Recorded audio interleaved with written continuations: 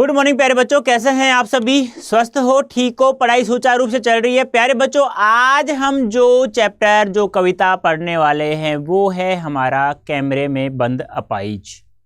इस कविता के अंतर्गत हम लोग कॉन्सेप्ट भी पढ़ेंगे, एमसीक्यू भी पढ़ेंगे और सब्जेक्टिव पढ़ेंगे। मतलब क्या है, जो भी एग्जाम में आएगा वो सब कुछ आज हम इस सेशन में पढ़ लेंगे।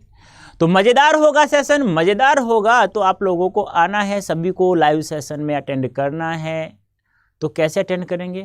रोज़ आना, तुम्हें पता है ना 8 बजे क्लास है हमारी। तो रोज़ आना, सुबह सुबह अपना रजाई में ही रहा करो, कानों में ईयरफोन लगाओ और देखते देखते याद करवा दूंगा मैं यहीं पे ही। ऐसा नहीं कि तुम्हें कुछ लिखना है, नहीं, मत लिखो कुछ भी, याद यहीं पे करेंगे हम लोग 100%। ठीक है, तो स्वागत है आप सभी का अड्डा 24/7 क्लास 11th एंड 12th अर्थात स्कूल यूट्यूब चैनल पर। प्यारे बच्चों, आज हम पढ़ेंगे कैमरे में बंद अपाइज। चलो करें शुरुआत। इस कविता में क्या दिया हुआ है एक बार हम लोग पढ़ लेते हैं। प्यारे बच्चों, अत्यंत साधारण और अनायास सी प्रतीत होने वाली शैली में समाज की दारुण विडंबनाओं को पकड़ने की जो कला रघुवीर साय की कविताओं में मिलती है, उसका प्रतिनिधि उदाहरण। कहने का तात्पर्य क्या है, यानी कि इसमें बताया गया है इस कविता में कि जो लोग पैसे वाले होते हैं ना, जिसका कोई बड़ा व्यवसाय होता है, मोटा पैसा कमाना चाहते हैं ना, तो वे लोग है ना किसी के भी दुख को अपने व्यवसाय का, अपने व्यापार का माध्यम बना लेते हैं पैसा कमाने का। जैसे कि इस कविता में दिया हुआ है, जो दूरदर्शन चैनल है, जो मीडिया वाले लोग हैं, वो क्या करते हैं, किसी अपंग व्यक्ति को ले आते हैं अपने स्टूडियो में और उसे कहते हैं, बहुत बेतुके सवाल करते हैं उसे नालायक। यार एक बात बताओ आप मुझे, आप काले हो, आपको काला कोई कहे तो गुस्सा आएगा ना? आप काने हो तो काने को काना कहो तो गुस्सा आएगा ना? वही बात यहाँ है प्यारे बच्चों। तुझसे बेतुके सवाल पूछे, क्या आप अपंग हो, अपंगता आपको कितना दुख देता है, कितना, तो बताइए आप जल्दी से, ये मौका नहीं मिलेगा। ऐसे बहुत सारे बेतुके सवाल करते हैं। यहाँ प्रस्तुत कविता कैमरे में बंद अपाइज जो लोग भूल गए, ये ध्यान रखना, पूछा जा सकता है कि कैमरे में बंद अपाइज जो कविता है वो किस काव्य संग्रह से लिया गया है, किस काव्य संग्रह से, जो लोग भूल गए हैं। शारीरिक चुनौती को झेलते व्यक्ति से टेलीविजन कैमरे के सामने किस तरह के सवाल पूछे जाएंगे और कार्यक्रम को सफल बनाने के लिए उससे कैसी भंगिमा की अपेक्षा की जाएगी, इसका लगभग सपाट तरीके से बयान किया गया। सपाट क्या होता है? बेतुका होता है, जिसे कहते हैं ना कि सामने वाले पर क्या बीतेगी क्या नहीं, सामने वाला, यानी कि वो जो लोग क्वेश्चंस पूछ रहे हैं उनको ऐसा कोई मतलब नहीं, किसी प्रकार का कोई मतलब नहीं है उनसे। करते हुए कवि ने एक तरह की पीड़ा के साथ दृश्य संचार माध्यम के संबंध को रेखांकित, यानी कहने का तात्पर्य क्या है, ऐसा कुछ दिखाया गया है कि हमें ऐसा लगता है कि दृश्य माध्यम हम लोग इसे सब कुछ देख रहे हैं।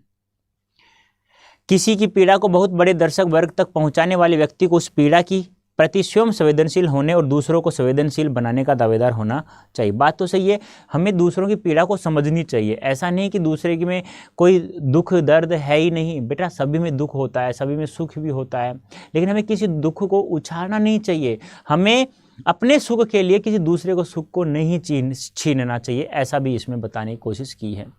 लेकिन विडंबना यह है कि आज जब पीड़ा को पर्दे पर उभारने का प्रयास करते हैं, तब कारोबारी दबाव के तहत आपका रवैया संवेदनहीन हो जाता है। कहने का तात्पर्य क्या है, यदि आप पैसा कमाना चाहते हैं, तो किसी दर्द को पर्दे पर उछालना कहाँ का मजाक है? भैया कोई मजाक है नहीं। तब आप क्या हो जाते हो, संवेदनहीन हो जाते हो, संवेदना आपकी मर जाती है।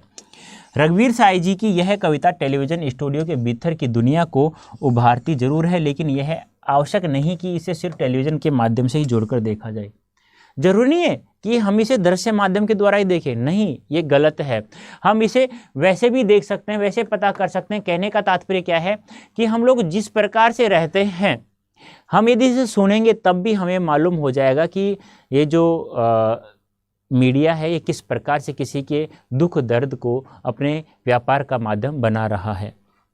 अपनी व्यंजना में यह कविता हर ऐसे व्यक्ति की ओर इशारा करती है जो दुख दर्द यातना वेदना को बेचना चाहता है। कहने का तात्पर्य क्या है, अपनी व्यंजना में यह कविता हर ऐसे व्यक्ति की ओर इशारा करती है जो दुख दर्द यातना वेदना को बेचना चाहता है।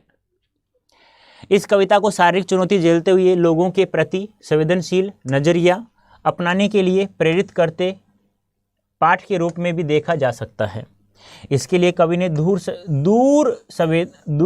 संवेदनहीनता को रेखांकित करने का तरीका अपनाया है। वह दिखलाया कि किस तरह कोरोना जागने के मकसद से शुरू हुआ कार्यक्रम क्रूर बन जाता है। यानी कि बताया गया था कि आपको जो भी यहाँ पे कार्यक्रम दिखाया जाएगा वह किस प्रकार से दिखाया जाएगा, आपके दुख को दिखाने के लिए, लेकिन बाद में धीरे धीरे वह क्रूर बनता हुआ चला जाता है, किसी दुख को कुरेदता हुआ चला जाता है। अब पढ़ते हैं हम लोग पहला पद क्या है। हम दूरदर्शन पर बोलेंगे या हम समर्थ शक्तिवान हैं, हम एक दुर्बल को लाएंगे एक बंद कमरे में। क्या कह रहे हैं मीडिया वाले लोग, क्या कह रहे हैं कि हम है ना, हम दूरदर्शन पर बोलेंगे, यानी कि कल हम आप लोगों हम आ रहे हैं और दूरदर्शन पे हम आप लोगों को कुछ दिखाएंगे, हम वहाँ कुछ बातें करेंगे। हम समर्थ शक्तिवान यानी कि हम पावरफुल लोग हैं, हम शक्तिशाली लोग हैं। एक दुर्बल को लाएंगे यानी कि एक कमज़ोर व्यक्ति को लाएंगे एक बंद कमरे में, यानी कि हमारे स्टूडियो के अंतर्गत। कहने का तात्पर्य क्या है, दूरदर्शन पर बोल रहे मतलब 1990 के आसपास की बात है। यानी कि कह रहा है मीडिया कि हम जब आएंगे तो हम दूरदर्शन पर बोलेंगे और वहाँ हम लोग एक कमज़ोर व्यक्ति को लाएंगे। भाई तुम जब पावरफुल हो, सर्वशक्तिमान हो, तुम्हारा पैसा है, तुम शक्तिशाली हो, तो तुम फिर एक कमज़ोर को क्यों ला रहे हो?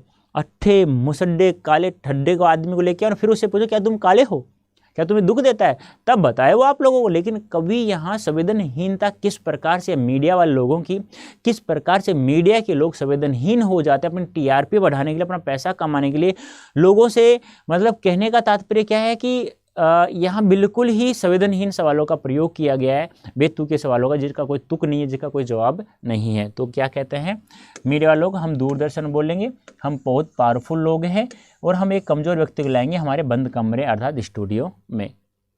उससे पूछेंगे तो आप क्या अपाहिज हैं, तो आप क्यों अपाहिज हैं, आपका अपाहिजपन दुख देता है।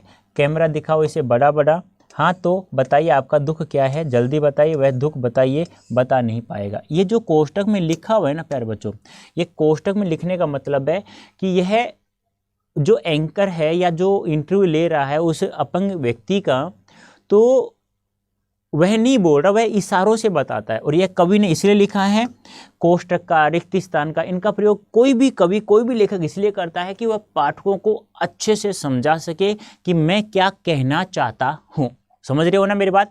यानी मैं कवि हूँ, मैं कोई कविता लिख रहा हूँ, तो मैं चाहता हूँ कि यह पाठकों को अच्छे से समझ में आ जाए, तो उसके लिए कवि रिक्त स्थान छोड़ देता है, कहीं कोष्टक में कुछ बातें लिख देता है। तो यहाँ ये इशारे से बोला जा रहा है, जो इंटरव्यू ले रहा है एंकर जिसे बोलते हैं।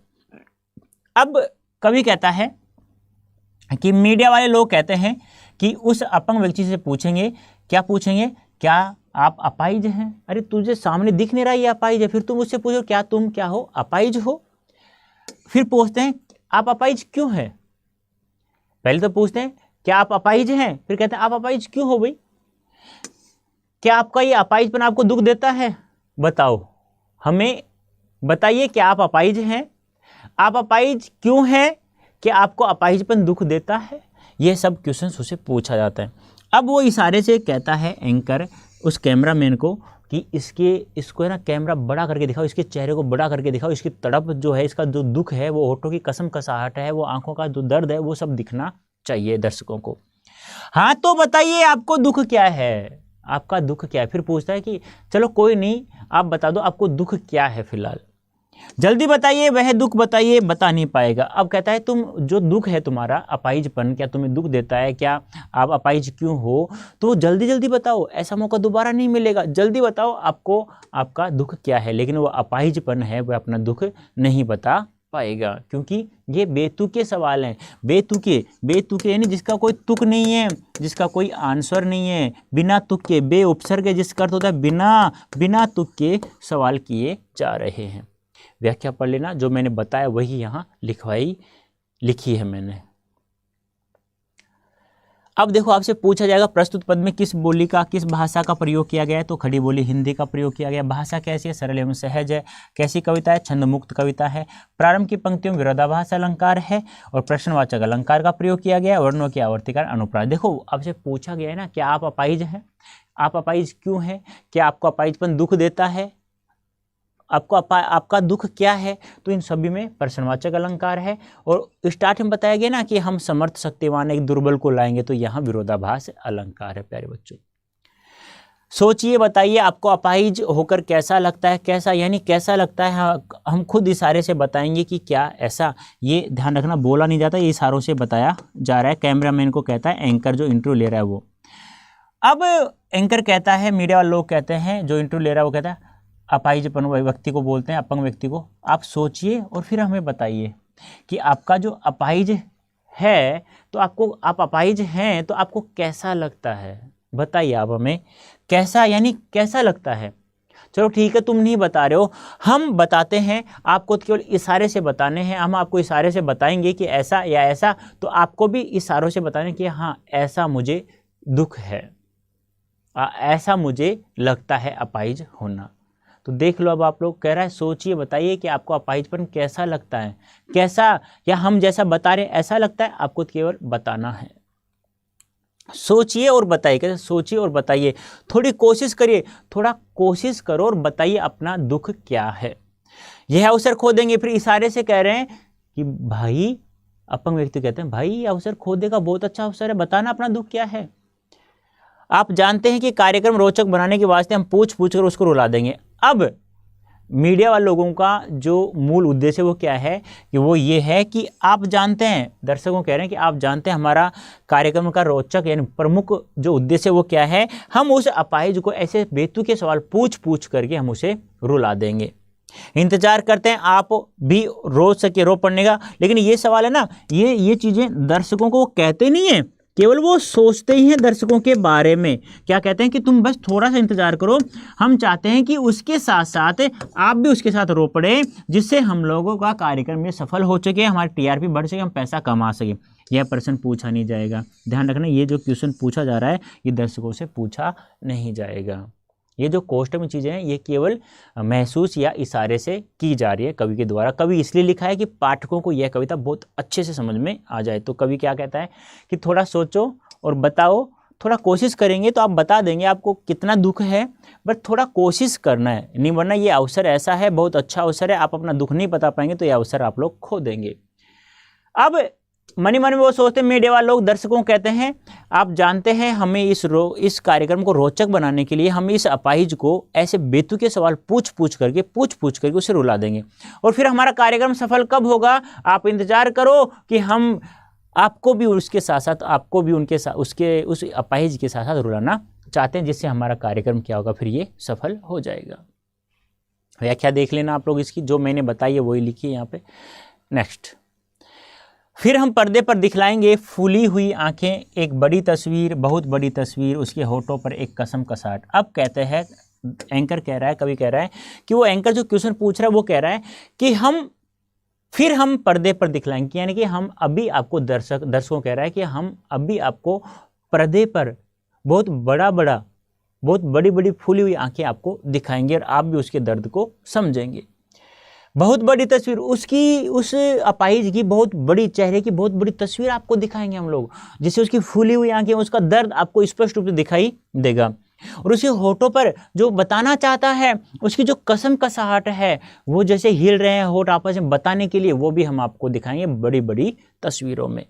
आशा है आप उसकी अपंगता की पीड़ा मानेंगे, और कह रहे हैं कि आशा है कि आप भी उसकी पीड़ा को समझेंगे और आप भी उसके साथ रो देंगे। एक और कोशिश, दर्शक धीरज रखिए, देखिए। अब कहता है कि चलो कोई नहीं, अब तक नहीं रोया वो, अब तक वो अपना दुख नहीं बता पाया, तो हम एक और कोशिश करते हैं। आप धैर्य रखिए दर्शकों, हम आपको यह कार्यक्रम रोचक करके दिखाएंगे।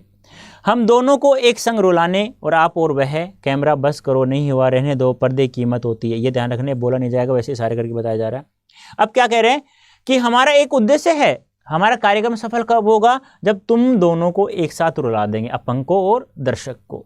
आप और वह दोनों, यानी कि आप एक तो दर्शक के लिए आए, वह उस अपंग व्यक्ति के लिए आए, कि आपको और इस दर्शक को, यानी कि आपको यानी दर्शक और इस अपाहिज को, दोनों को हमें एक साथ रुला देंगे, ऐसा हमारा मोटिव है, उद्देश्य है।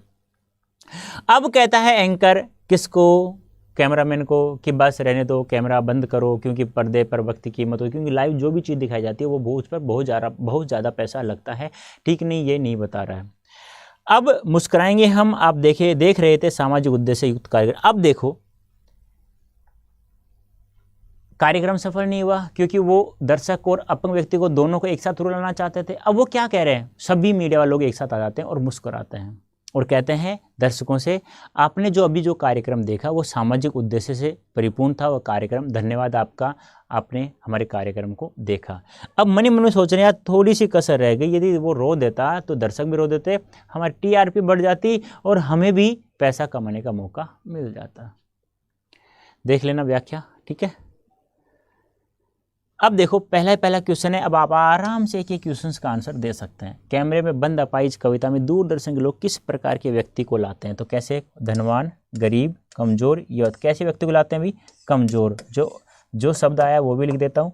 क्या आया था वहाँ पे? दुर्बल शब्द आया था प्यारे बच्चों, ठीक है, वेरी गुड। कैमरे में बंद अपाहिज कविता में कमजोर व्यक्ति से पहला प्रश्न कौन सा करते हैं? तो कैसा करते हैं? क्या आप अपाहिज हैं? पहला यही क्वेश्चन करते हैं, क्या आप क्या हैं? अपाहिज हैं, ठीक है। और दूसरा सवाल की बात करें तो आप अपाहिज क्यों हैं? ठीक है, क्या आपको अपाहिजपन दुख देता है? इस प्रकार से पहला, दूसरा, तीसरा। कैमरे बंद अपाहिज कविता में कमजोर व्यक्ति से चौथा प्रश्न कौन सा करते हैं? आपको दुख क्या है ये पूछते हैं, चौथा।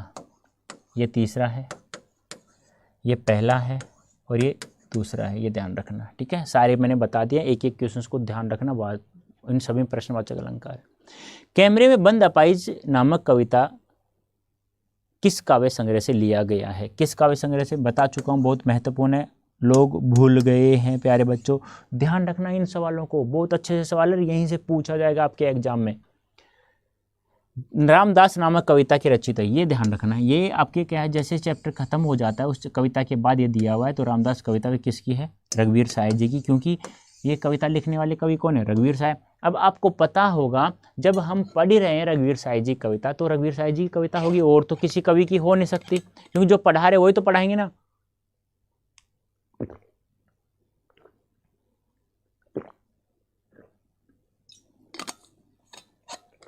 चले, हैदराबाद से निकलने वाली पत्रिका कल्पना से कौन संबंध रहा? तो कौन संबंध रहेगा? इसी के लेखक कौन है? रघुवीर साय। ध्यान रखना, हैदराबाद से एक पत्रिका निकलती थी जिसका नाम था कल्पना। रघुवीर साय जी का जन्म कब हुआ? 1929 में। ये भी ध्यान रखना, पूछा नहीं जाएगा। जीवन परिचय से कोई क्वेश्चन नहीं पूछा गया आज तक, लेकिन थोड़ा सा जब मैं 2-4 सवाल दे रहा हूं तो उनको याद रख लेना भाई, क्या पता पूछ लिया जाए, ठीक है।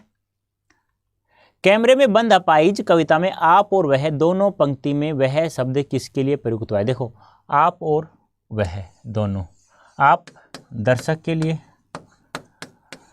वह अपाहिज व्यक्ति के लिए, ठीक है। तो अपाहिज के लिए, ठीक है, वह शब्द पूछा है ना, तो आप दर्शक के लिए। कमजोर व्यक्ति से दूसरा प्रश्न कौन सा करते हैं? बता चुका हूं सारे मैं तो। पहला पूछे क्या आप अपाहिज हैं? पहला, आप क्यों अपाहिज हैं? नंबर 2, क्या आपको अपाहिजपन दुख देता है? नंबर 3, आपको दुख क्या है? नंबर 4। तो दूसरा पूछा गया है ना, तो आप क्यों अपाहिज हैं, ये आएगा बी ऑप्शन। कैमरे में बंद अपाहिज कविता में किसकी कीमत ज़्यादा बताई गई है? इस कविता में कीमत है वो किसकी ज़्यादा बताई गई है? सुख की, दुख की, पर्दे की, दर्शकों की। तो तुम्हें पता है ना, मैंने बताया ना, पर्दे की कीमत कुछ ज़्यादा होती है। कैमरा बस करो, बंद करो, कैमरे पर्दे की कीमत ज़्यादा होती है। ये अपना दुख नहीं बता रहा, कोई बात नहीं है। नेक्स्ट है, कैमरे में बंद अपाहिज कविता में मीडिया के लोगों के द्वारा कैसा कार्यक्रम दर्शकों को दिखाया? देखो, जब दर्शक भी नहीं रोते हैं, अपंग भी, अपाहिज व्यक्ति भी नहीं रोता है, तो कहते हैं धन्यवाद आप सभी का, आपने जो कार्यक्रम आपको दिखाया गया वो सामाजिक उद्देश्य से परिपूर्ण दिखाया गया था, आप सभी का धन्यवाद, आपने वो कार्यक्रम देखा। तो क्या हो जाएगा आपका? सामाजिक उद्देश्य से भरपूर। कैमरे में बंद अपाहिज कविता में आप और वह दोनों पंक्ति में आप शब्द किसके लिए? बता चुका हूं, ये तो मैं आराम से, वह अपाहिज के लिए आया है और आप दर्शक के लिए आया है। सीधे सीधे सवाल है, यदि कहानी के रूप में आप लोग इस कविता को पढ़ लेते हैं तो आप आसानी से आंसर दे सकते हैं। लोकतंत्र का चौथा स्तंभ किसे माना जाता है? तो मीडिया को माना जाता है। 3 ये रहे, चौथा ये रहा। रघुवीर साहित्य द्वारा रचित कविता का नाम बताइए। इन दिनों रामदास अपने सामने चक्रव्यूह, अभी पूछा गया था कि रामदास कविता के कवि या रचयिता कौन है, तो रघुवीर साहित्य जी हैं। हम दूरदर्शन पर बोलेंगे, हम समर्थ शक्तिवान है, एक दुर्बल को लाएंगे, एक बंद कमरे में। अलंकार बताइए, बता चुका हूँ, विरोधाभास अलंकार। इसको शुद्ध करना बेटा, विरोधाभास को, इसको शुद्ध ऐसे लिखा जाता है, विरोधाभास, सॉरी, ठीक है, ऐसे ध्यान रखना है। क्यों? क्योंकि जब वो पावरफुल लोग हैं, शक्तिशाली लोग हैं, तो फिर कमजोर व्यक्ति क्यों लाते हैं? इकट्ठे मुट्ठे मसुड्डे को लेके आओ ना फिर तुम लोग यार, उसे क्यों लाते हो? कैमरे में बंद अपाहिज कविता में किसकी संवेदनहीनता दिखाई? किसमें किसकी संवेदनहीनता दिखाई गई है भाई? मीडिया की, मानव की, दानव की, पशु पक्षी की? तो मीडिया वाले लोग ही हैं, तो उसे बेतुके सवाल करते हैं बेचारे से, क्या आप अपाहिज है, आप अपाहिज क्यों है, क्या आपको अपाहिज बन दुख देता है? तो उसी का मीडिया के लोग किसी न किसी तरह से दूसरे के रिक्त स्थान को भी व्यापार का माध्यम बना लेते हैं। यानी मीडिया के लोग किसी न किसी तरह के दूसरे के किसको भी व्यापार का माध्यम बना लेते हैं। अपाहिज था बेचारा, दुखी तो वैसे था, और उसका दुख कोई वो व्यापार का टीआरपी बढ़ाने के लिए तो दुख को बताया जा रहा है। प्यारे बच्चों, यहाँ पे ध्यान रखना, इन सवालों का बहुत ज़्यादा महत्वपूर्ण है। यहाँ से कोई भी सवाल आपका बाहर नहीं जाएगा, गलती मत करना आप लोग बिल्कुल भी।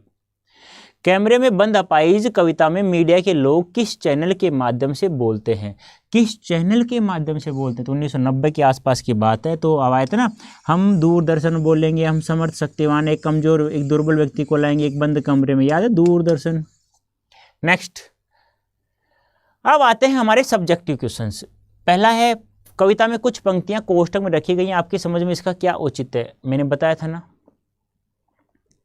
क्यों रखी जाती हैं। कवि जो बात कहना चाहता है, ये सारी पंक्तियां मैंने दे दी है, कवि जो बात कहना चाहता है वह पाठकों को अच्छे से समझा सके, उसका मोटिव जो उद्देश्य है वो अच्छे से पाठकों को समझा सके, इसीलिए वह कोष्टक में और कुछ रिक्त स्थान बातों को लिखता है। इनका अर्थ निकलता है कि मीडिया के लोग के पास संवेदनाएं नहीं होती, अर्थात वे अपने व्यापार के लिए किसी भी कमजोर व्यक्ति के दुख को साधक बना लेते हैं। यदि इन व्यक्तियों को कवि नहीं लिखता तो कविता का मूल भाव स्पष्ट नहीं हो पाता। इन पंक्तियों से उस अपाहिज व्यक्ति के शारीरिक और मानसिक अपंगता का पता चलता है। कैमरे में बंद अपाहिज कोरोना के मुखौटे में छिपी क्रूरता की कविता है। विचार कीजिए, कोरोना के मुखौटे के पीछे क्रूरता, बात तो सही है। मुखौटे के पीछे वो अपने आप को मीडिया लोग क्या दिखाते हैं कि हम आप लोगों के लिए बने हुए हैं, लेकिन वो किसी के दुख को अपना व्यापार का साधन बना लेते हैं। तो एक क्रूरता, एक कहते हैं ना कि एक राक्षस छिपा हुआ है। यह कविता अपनेपन की भावना में छिपी क्रूरता को उजागर करती है। सामाजिक उद्देश्यों के नाम पर अपाहिज की पीड़ा को दर्शकों तक पहुंचाया जाता है। यह कार्य ऊपर से करुण भाव को दर्शाता है, परंतु इस कविता का मूल भाव शून्य, संवेदनहीन मीडिया पर व्यंग किया गया है। लोकतंत्र का चौथा स्तंभ कहा जाने वाला मीडिया इसे एक रोचक कार्यक्रम बनाना चाहता है, जिससे उसका यह कार्यक्रम लोगों में लोकप्रिय हो सके, और वह अपंग की पीड़ा से कोई लेना देना उसे बिल्कुल भी नहीं था। ये बात से उसकी अपंगता से लेना देना कुछ भी नहीं था। यह कविता यह भी दर्शाती है कि जिस प्रकार दूरदर्शन पर दिखाए जाने वाले अनेक कार्यक्रम कारोबारी दबाव के कारण संवेदनशील होने का दिखावा करते हैं, इस तरह यह कविता अपनेपन की भावना में छिपी क्रूरता की सीमा तक पहुंच जाती है। हम समर्थ शक्तिवान हैं, हम एक दुर्बल को लाएंगे। पंक्ति के माध्यम से कवि ने क्या व्यंग किया? कवि ने कहा है कि तुम लोग यार जब पावरफुल हो, शक्तिशाली हो, तो फिर एक कमजोर व्यक्ति को क्यों लाते हैं? हाँ भाई, किसी अच्छे पहलवान को लाओ। इस पंक्ति के माध्यम से कवि ने यह व्यंग किया है कि मीडिया वाले स्वयं को समर्थवान और शक्तिशाली मानते हैं, तो इतने शक्तिशाली हैं तो वो किसी दुख को पर्दे पर दिखाकर अच्छा पैसा और लोगों की सहानुभूति युक्त प्रसिद्धि पाते हैं। वे यहाँ एक कमजोर अर्थात अपाहिज व्यक्ति को लोगों के सामने दिखाते हैं ताकि वे अपने चैनल की टीआरपी बढ़ा सकें और अच्छा पैसा कमा सके। यह शारीरिक रूप से चुनौती का सामना कर रहे व्यक्ति और दर्शक दोनों एक साथ रोने लगेंगे, तो उससे प्रश्नकर्ता का कौन सा उद्देश्य पूरा होगा? वो चाहते तो यही थे कि अपंग व्यक्ति रोए, उसके साथ साथ दर्शक भी रोए, जिससे हमारा कार्यक्रम क्या हो, सफल हो जाए, लोग दर्शक उनकी दुख को समझे और हमें हम लोकप्रिय हो जाएं और वहाँ से हमें सहानुभूति प्राप्त हो जाए, सहानुभूति प्राप्त होगी लोगों से, तो हमें वापस से हमें क्या मिल जाएगा, वहाँ से पैसा प्राप्त हो जाएगा, कमा लेंगे हम लोग। इस चैनल के संचालक और निर्माता का एक ही उद्देश्य होता है, वे अपने कार्यक्रम को लोकप्रिय बना सके ताकि वे अच्छा पैसा और लोकप्रियता प्राप्त कर सके। इसके लिए उन्हें कोई भी तरीका क्यों न अपनाना पड़े, वे अपनाते हैं। इस कविता के माध्यम से यदि शारीरिक और मानसिक रूप से चुनौती का सामना कर रहे व्यक्ति और दर्शक दोनों एक साथ रोने लगते तो उन्हें लोगों से सहानुभूति युक्त प्रसिद्धि मिलती, जिससे वे अच्छा धन कमा सकते थे और उनका उद्देश्य पूरा हो जाता। क्योंकि संवेदनहीन हमेशा ही मीडिया ऐसा रहा है, कोई चैनल ही एक आध ऐसा होगा जो वास्तविक रूप से लोगों की कमजोरियों को सरकार तक पहुंचाता, वरना सभी का काम एक ही है बेटा। पर्दे पर वक्त की कीमत है कहकर कवि ने पूरे साक्षात्कार के प्रति अपना नजरिया किस रूप में रखा। उन्होंने कहा कि हम आप लोगों को, मतलब ये अपंग व्यक्ति है, ये अपने दुख को नहीं बता पा रहा है, कोई बात नहीं, ये बहुत अच्छा इसका पास मौका था, नहीं बता रहा, कोई नहीं, तो आप लोगों को जो भी कार्यक्रम दिखाया गया वो सामाजिक उद्देश्य पूर्ण दिखाया गया है। अंत में ये कहता है, वह इस पंक्ति के माध्यम से कहना चाहता है कि मीडिया के लोग सहानुभूति युक्त प्रसिद्धि प्राप्त करना चाहते हैं। वे चाहते हैं कि अपाहिज व्यक्ति के साथ साथ दर्शक भी रोने लगे, लेकिन वे इसे रोने वाले दृश्य को ज़्यादा देर तक नहीं दिखाना चाहते, क्योंकि यह कार्यक्रम सफल होते हुए दिखाई नहीं दे रहा था, जिससे उनका पैसा बर्बाद होता। इसलिए वे समय और पैसे की बर्बादी, चतुर थे ना, चतुर चालाक इंसान ऐसे ही तो होते हैं प्यारे बच्चों। तो प्यारे बच्चों, ये था आपकी कविता जिसका नाम है कैमरे में बंद अपाहिज, जिसमें हम लोगों ने क्या क्या पढ़ा प्यारे बच्चों। हम लोगों ने कॉन्सेप्ट भी देखा, यानी पूरी कविता का शब्दार्थ, एक एक शब्द का अर्थ निकालते हुए देखा। फिर हम लोगों ने MCQs भी किया, फिर हम लोगों ने सब्जेक्टिव क्वेश्चंस भी किया। तो उम्मीद करता हूँ आप लोगों को कितना समझ में आया। ये समझ में नहीं आया मुझे ये मतलब नहीं है, मुझे ये बताओ 100% याद हुआ या नहीं हुआ, मुझे कमेंट बॉक्स में अवश्य आप लोगों को बताना है प्यारे बच्चों, ठीक है। तो अभी के लिए इतना ही प्यारे बच्चों। उम्मीद करता हूँ आप लोग सभी मुझे बताएंगे कैसा लगा सेशन, क्या 100% समझ में आया है नहीं आया। यदि आ गया 100% तो लाइक वगैरह शेयर वगैरह आप लोग देख लीजिएगा, लेकिन कमेंट अवश्य करना मुझे। एग्ज़ाम पास में ही है तो तैयारी करना स्टार्ट कर दो प्यारे बच्चों, मज़ा आ जाएगा। 100% नंबर हम लोग प्राप्त कर लेंगे। ज़्यादा कुछ नहीं, बस आप लोग सेशन समय पे लिया करो बस, और कुछ भी नहीं करना आपको। जिन क्वेश्चंस की मैं प्रैक्टिस करवा रहा हूँ बस वो क्वेश्चंस की प्रैक्टिस करते रहो, फिर बल्ले बल्ले हमारी। तो प्यारे बच्चों अभी के लिए इतना ही। ओके, धन्यवाद, थैंक यू सो मच।